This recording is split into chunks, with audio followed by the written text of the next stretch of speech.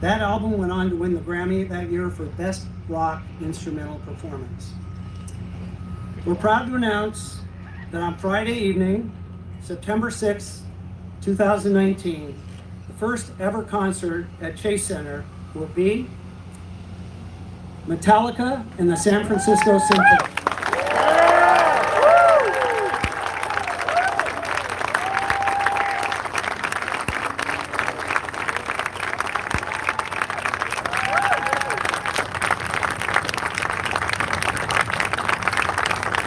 Metallica and the San Francisco Symphony will reunite and perform together with a special appearance by music director Michael Tilson Thomas and conducted by Edwin Outwater, celebrating the 20th anniversary of their Grammy Award-winning album, Symphony and Metallica, or S&M, for those of you in the know.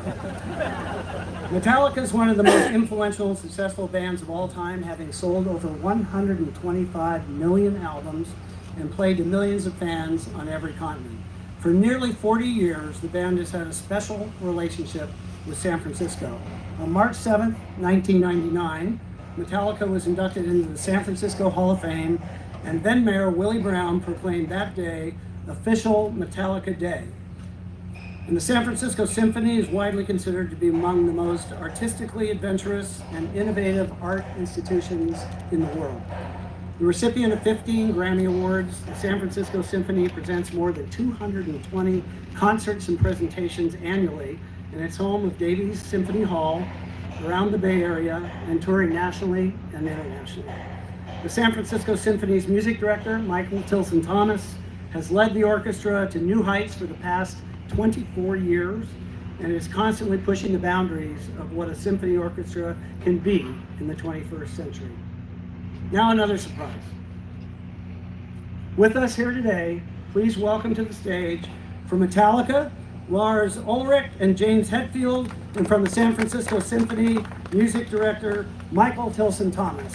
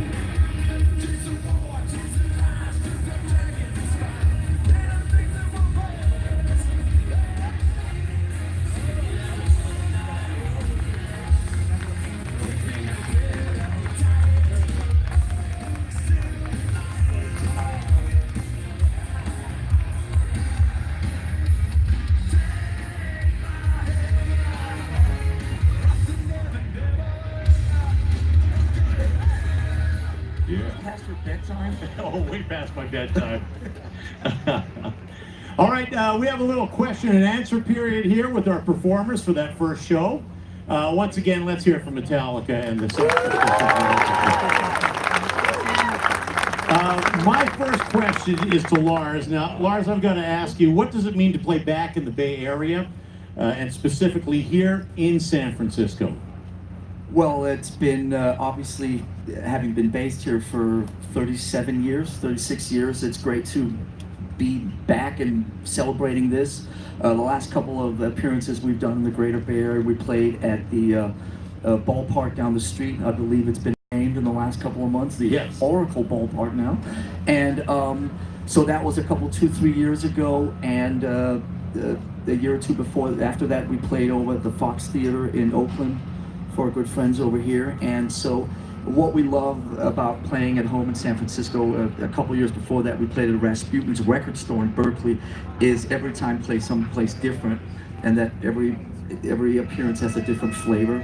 So to be part of the celebrations and the opening night festivities right here behind us is obviously amazing, and the fact that San Francisco finally has a world-class arena is an amazing thing. No disrespect to obviously the Cow Palace, but where we have played many times back in its heyday. Right. But it's nice that that we have a new facility that's right here in San Francisco itself, and so the fact that we've been invited by the organization to be a part of this opening night is an amazing thing. And as somebody who's championed San Francisco for 35 years, it makes us incredibly proud. You know, it's funny you mentioned the Cow Palace. I mean, and you're opening Chase Center with the San Francisco Symphony. The last time the Warriors played on this side of the bay in a game of any import was actually at the Cow Palace when they won the World Championship in the spring of '75, beating the Washington Bullets. So How do you know that? Like, I'm a Daly City native, so I remember everything that happens in Daly City. you just spit that out like that. It's amazing. Oh, yes, it is. But to Lars and James, obviously you've done this before, and we're acknowledged for it by the Grammys. But what is the difference, and what is it like, a rock band of your reputation performing with the San Francisco Symphony? There's more people on stage. Yeah. And there's actually real musicians on stage. Don't tell anybody that part. And we're a lot more nervous, but it adds to the power. It adds to the opportunities for dynamics, for creating moods with the music, bringing people in, walls of sound, all kinds of great opportunities added by having, a symphony along with you, along for the ride. It's a beautiful opportunity, and we're super proud that after 38 years, there's still cool things like this on the horizon for us, and we're still able to explore and have some fun with some new friends. All right, I've actually got a question for Michael. Now, Mike, on the other hand, how does the symphony orchestra come to play with a band like Metallica? How do you prepare for that?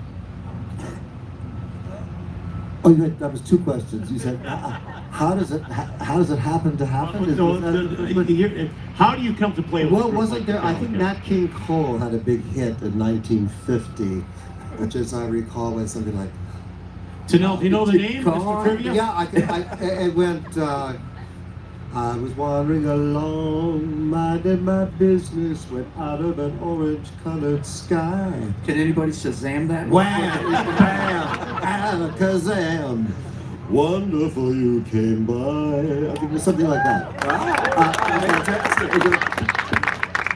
A wonderful, unexpected surprise and opportunity at the confluence of this great new building, and being able to reach back into the symphony's shared past with Metallica. My own experiences, I've done quite a lot of big shows from places like the Sydney Opera House that have been all over, and of course I worked on quite a number of projects with George Martin back in my London days with various bands. So yes, it's really about the wall of sound of this, but it's also very much what we hope, even in the kind of scarily creative conversation we were just having, the three of us, is to explore some questions of how the many different families of instruments that are in the orchestra, many different sounds and textures and brass and winds and percussion and all these things can be used in the interesting multi-layered musical dialogue, which is really what Metallica's music is all about.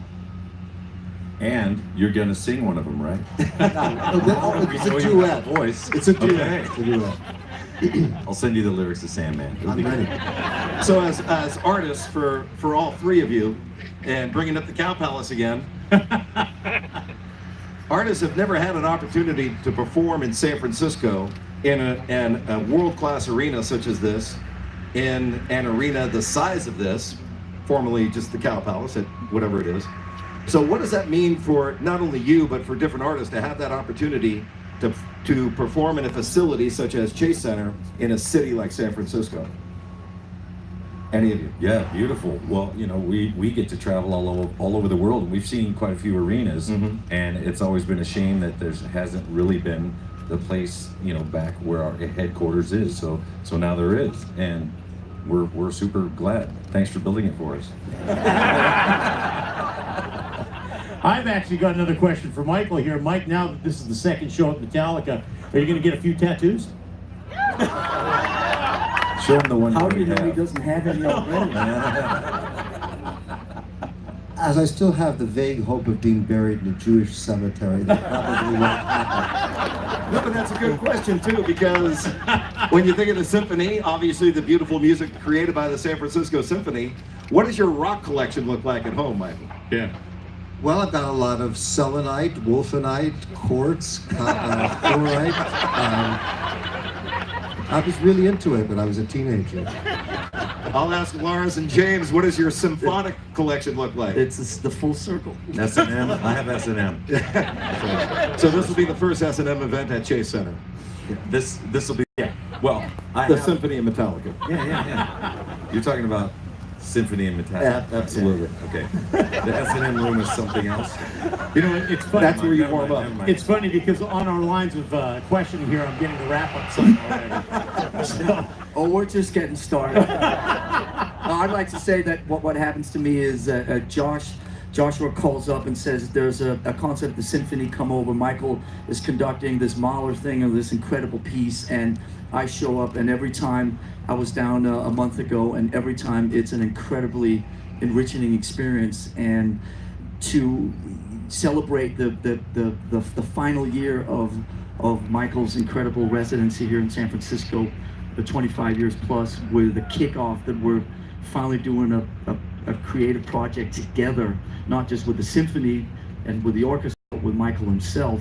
And like Michael was just alluding to, we've been standing backstage in the green room and already throwing ideas at each other. And the next 6 months, we've got the work cut out for us, but it's going to be a very special evening, and it's also going to be a very, I think, different evening than it was in Berkeley in 1999. And so that part is also really exciting. well, I'm getting the wrap-up sign here. So thank you to Lars, James, and Mike for being with us today. We look forward to seeing you.